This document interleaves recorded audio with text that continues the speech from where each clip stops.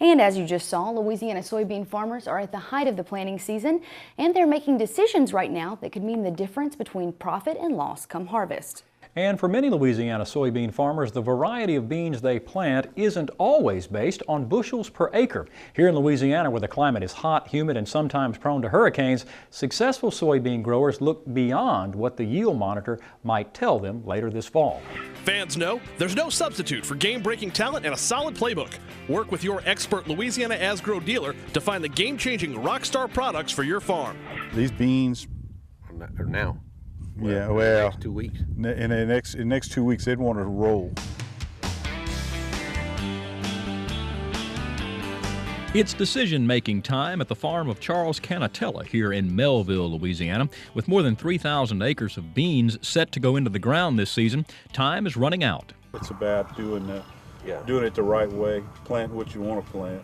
To make his planting decisions a little easier, today Cannatella is consulting with Monsanto crop specialist Fran DeVille to hear about the Asgrow line of soybean products. It's a seed Cannatella has included in his bean rotation before, and one he's looking to plant more of this year. The last few years we've been planting probably half of our crop goes into Asgrow brand seed, and their products seem to yield more.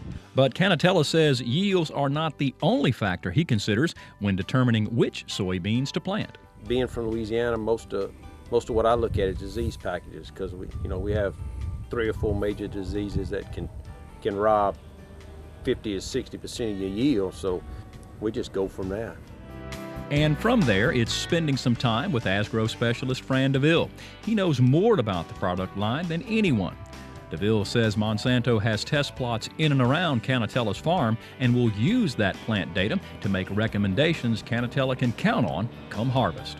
And we'll test those group 4s all the way through group 6s in each one of those sites. So hopefully that when we bring a new Asgrow product to you to try, that we first know that it's been tested in your area under your environmental conditions. Last year, Louisiana soybean growers harvested record yields, with many farmers like Cannatella hitting the 50 bushel per acre average. It's yields like this that have the state's soybean growers looking for every possible advantage to make 2014 another record crop year. Of course, the more yield you have, the more profitability you have, but they have to come up, you have to harvest them, you have to get them in the bins, and you have to get them to the elevated, to reap your rewards.